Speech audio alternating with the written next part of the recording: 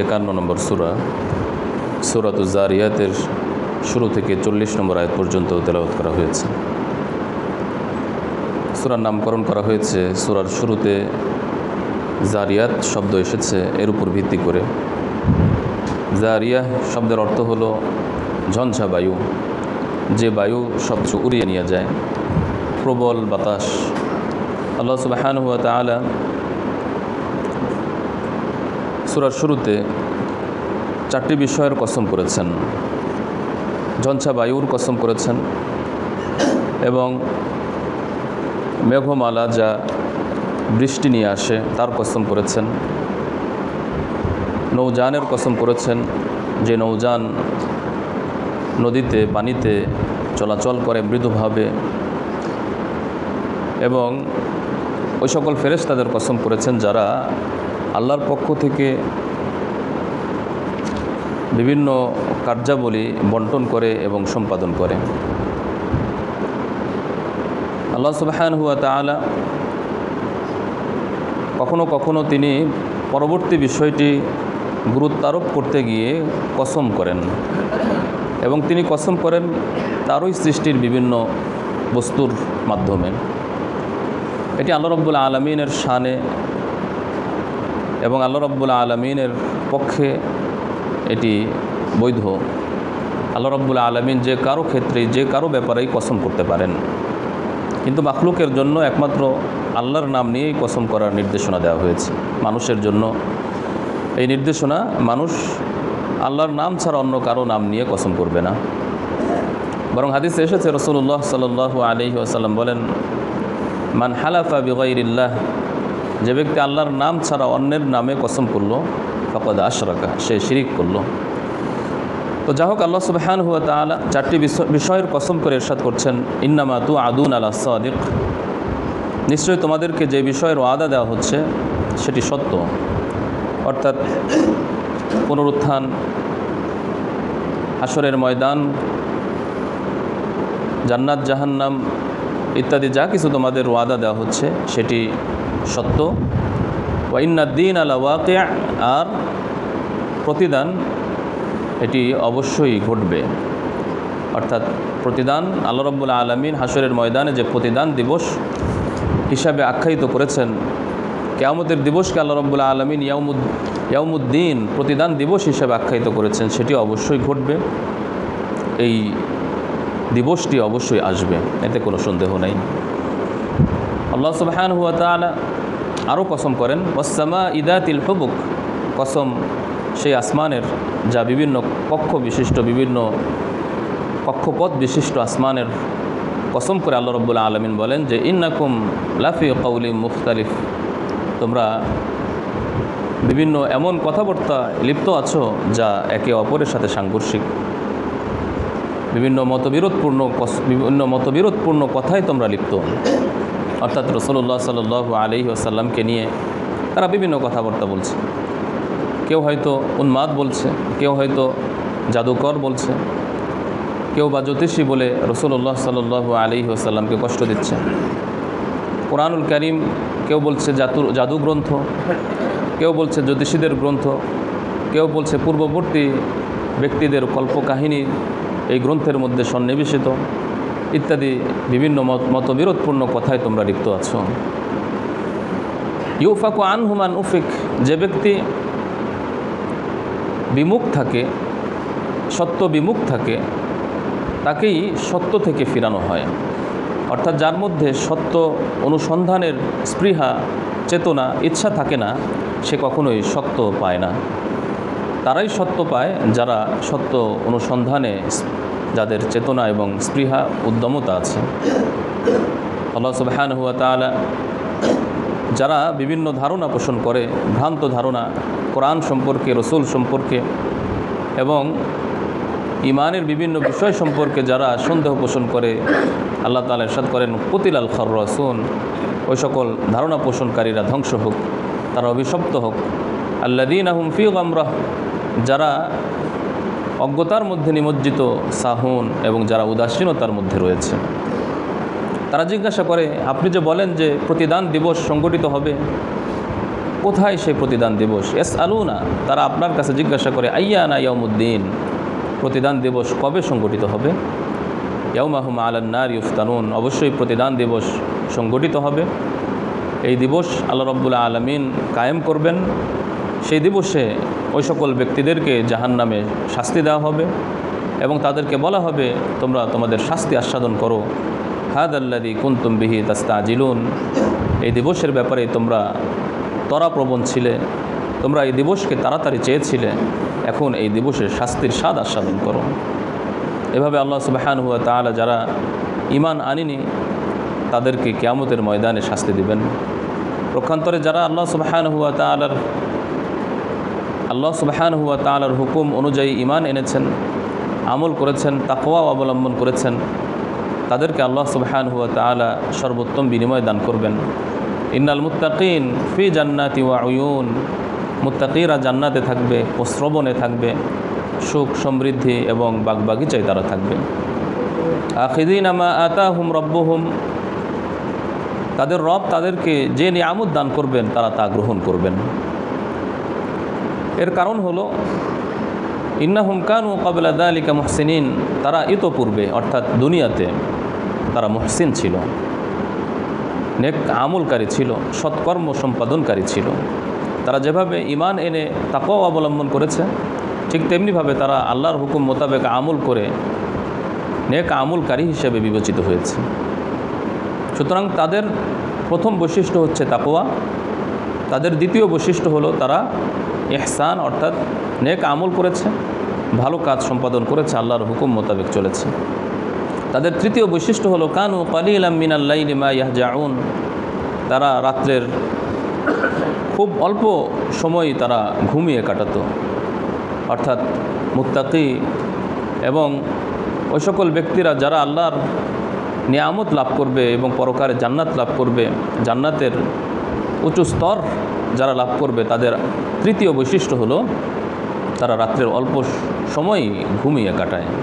অর্থাৎ তারা আল্লাহর ইবাদত বন্দেগী, আল্লাহর কাছে দোয়া, তাহাজ্জুদের নামাজ ইত্যাদির মাধ্যমে তারা রাত্রের একটি বড় অংশ কাটিয়ে দেয় আর কিছু সময় তারা ঘুমিয়ে কাটায়। শুধু তারা নেক আমল করে ক্ষান্ত হয় না, তারা আল্লাহর কাছে দোয়াও করে, আল্লাহর কাছে ক্ষমা প্রার্থনা করে এবং তারা বিশেষভাবে শেষ রাত্রে তাহাজ্জুদের সময় ক্ষমা প্রার্থনা করে। ওয়াবিল আসহার, তারা সেহরির সময় শেষ রাত্রে ইস্তাগফিরুন, ক্ষমা প্রার্থনা করে। কারণ শেষ রাত বিশেষ দোয়া কবুলের সময়। আল্লাহ সুবহানাহু ওয়া তাআলা প্রথম আসমানে নেমে আসেন এবং দুনিয়ার দিকে মনোনিবেশ করেন এবং আল্লাহ রাব্বুল আলামিনের পক্ষ থেকে ঘোষণা দেওয়া হয়, আছো কি কেউ তওবা করবে, আমি তওবা কবুল করব। আছো কি কেউ বিপদগ্রস্ত, যে আমার কাছে চাইবে, আমি বিপদ থেকে উদ্ধার করব।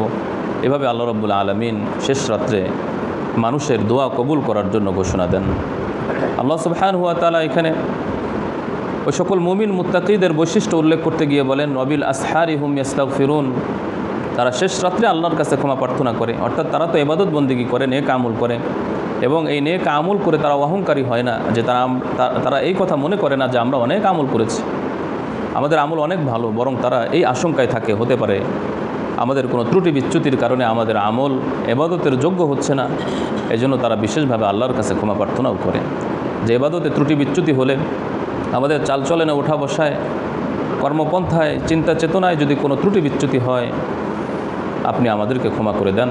এভাবে আল্লাহর কাছে তারা ক্ষমা প্রার্থনা করে। ওয়াফি আমওয়ালিহিম হাক্কুল লিসাইলি ওয়াল মাহরুম, এবং তাদের পঞ্চম বৈশিষ্ট্য উল্লেখ করতে গিয়ে আল্লাহ তাআলা বলেন যে তারা তাদের অর্থ সম্পদে তাদেরকে আল্লাহর পক্ষ থেকে যে অধিকার এবং দায়িত্ব দেওয়া হয়েছে তারা সেই দায়িত্ব পালন করে। তাদের সম্পদে যারা অভাবী, ভিক্ষুক, যারা মানুষের কাছে চায়, তাদের জন্যও একটি অংশ আছে।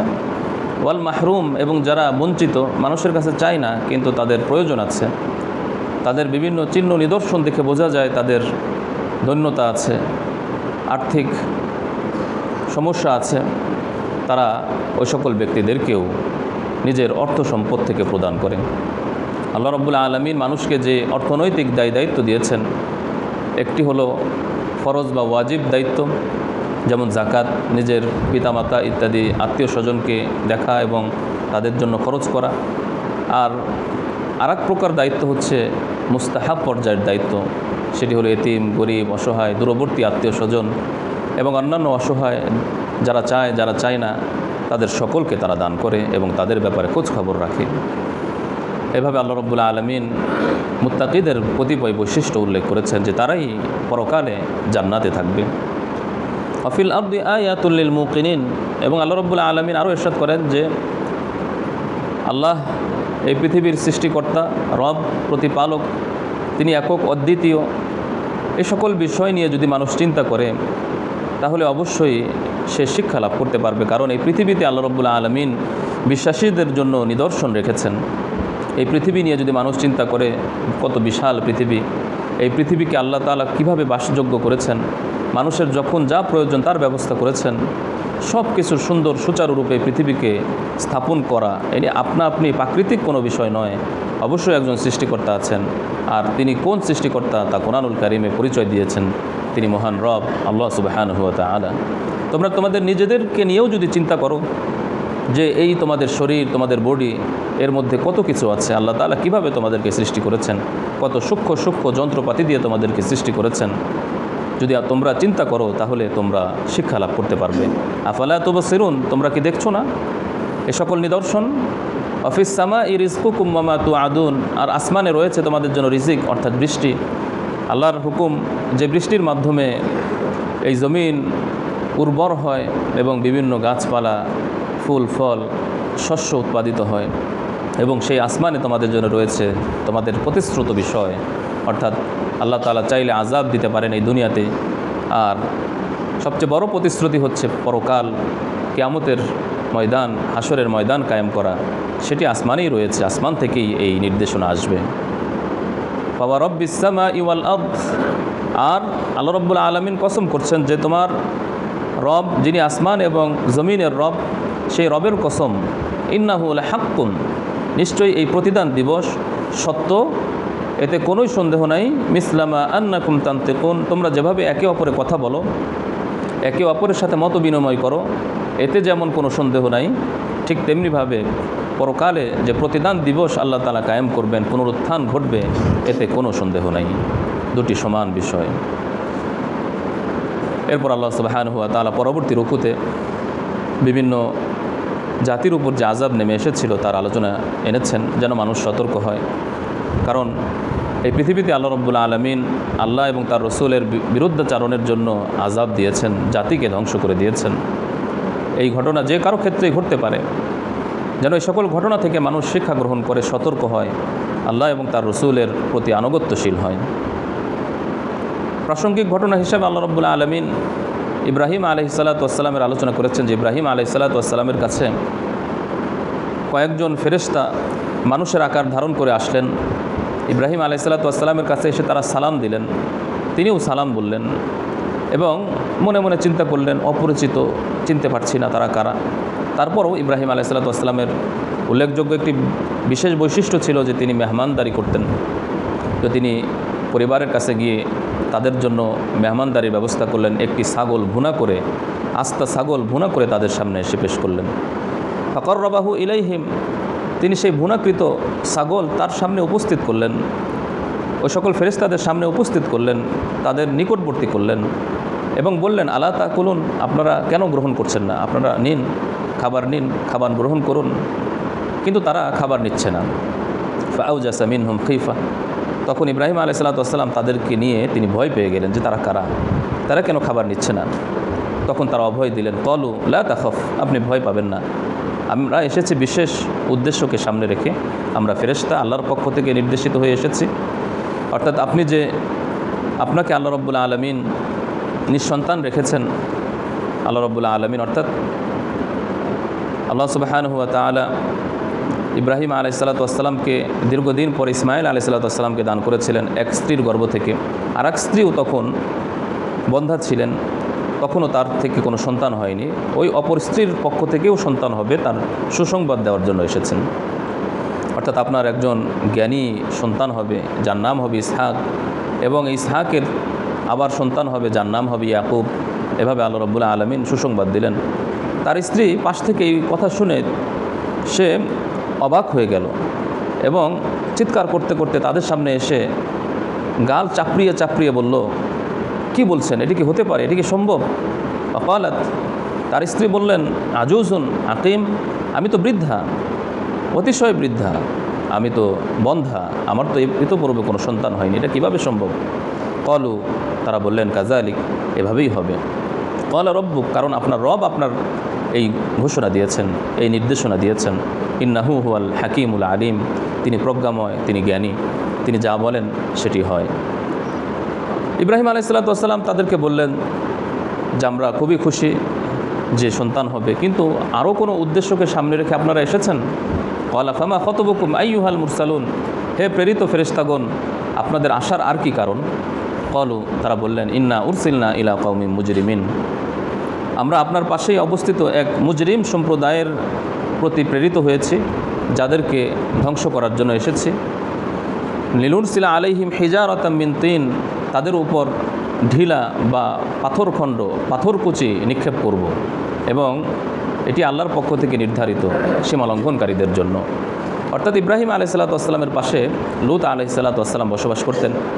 লূত আলাইহিস সালাতু ওয়াস সালাম এবং ইব্রাহিম আলাইহিস সালাতু ওয়াস সালাম হয়তো চাচাতো ভাই ছিলেন অথবা নিকটবর্তী কোনো আত্মীয় ছিলেন। তো তারা উভয়ই একসাথে হিজরত করে চলে এসেছিলেন যখন নাকি নমরুদের পক্ষ থেকে ইব্রাহিম আলাইহিস সালাতু ওয়াস সালামের উপর আযাব এসে এবং শাস্তি আসে। তো তারা উভয় একসাথে আসছিলেন, আসার পরে তারা পাশাপাশি এলাকাতে বসবাস করতেন। কিন্তু লূত আলাইহিস সালাতু ওয়াস সালামের সম্প্রদায় যখন পৃথিবীর সর্বপ্রথম জঘন্যতম অপরাধ সমকামিতায় সকলেই লিপ্ত হয়ে গেল এবং প্রেরিত রসুল লূত আলাইহিস সালাতু ওয়াস সালামকে অস্বীকার করলো, তখন আল্লাহর পক্ষ থেকে এই শাস্তি আসে। ফেরেশতারা এসে তাদেরকে উল্টিয়ে ধ্বংস করে দেয় এবং তাদের উপর পাথর বৃষ্টি বর্ষণ করে তাদেরকে পাথর চাপা দেওয়া হয়। আল্লাহ সুবহানাহু ওয়া তাআলা বলছেন যে ওয়া তারাকনা ফিহা আয়াহ, আমি এই ঘটনার মধ্যে অথবা তাদের এলাকাতে লূত আলাইহিস সালাতু ওয়াস সালাম যেখানে বসবাস করতেন, বর্তমানে ডেড সি, মৃত সাগর বা এর আশপাশ জর্দান এলাকায় তাদের বসবাস ছিল। আল্লাহ রাব্বুল আলামিন বলেন যে আমি সেখানে আয়াত নিদর্শন এখনও রেখে দিয়েছি। লিল্লাযীনা ইয়াখাফুনা আল আযাবাল আলীম, ওই সকল ব্যক্তিদের জন্য যারা কঠিন শাস্তিকে ভয় পায়, যারা মর্মান্তিক শাস্তিকে ভয় পায়, তাদের জন্য রয়েছে শিক্ষা। তারা এই জাতীয় অপকর্ম করবে না এবং তারা নবী এবং রসুল আল্লাহর বিরুদ্ধচারণ করা থেকে বিরত থাকবে। যারা এমন ভয় করবে, শিক্ষা গ্রহণ করবে, তারাই সফলতা লাভ করবে। এভাবে আল্লাহ সুবহানাহু ওয়া তাআলা পূর্ববর্তী জাতির মধ্যে লূত আলাইহিস সালাতু ওয়াস সালামের আলোচনা করেছেন এবং সামনে আরও কিছু জাতির কথা আসবে। এই সকল ঘটনা থেকে ঘটনা উল্লেখ করার দ্বারা উদ্দেশ্য হলো শিক্ষা গ্রহণ করা, সতর্ক হওয়া। আমরা যেন সতর্ক হই, আল্লাহ এবং তার রসুলের প্রতি আনুগত্যশীল হই, নেক আমলে অভ্যস্ত হই, দুনিয়া এবং আখিরাতে যেন আমরা সফলতা লাভ করি। আল্লাহ তাআলা আমাদেরকে কবুল করুন। মুমিন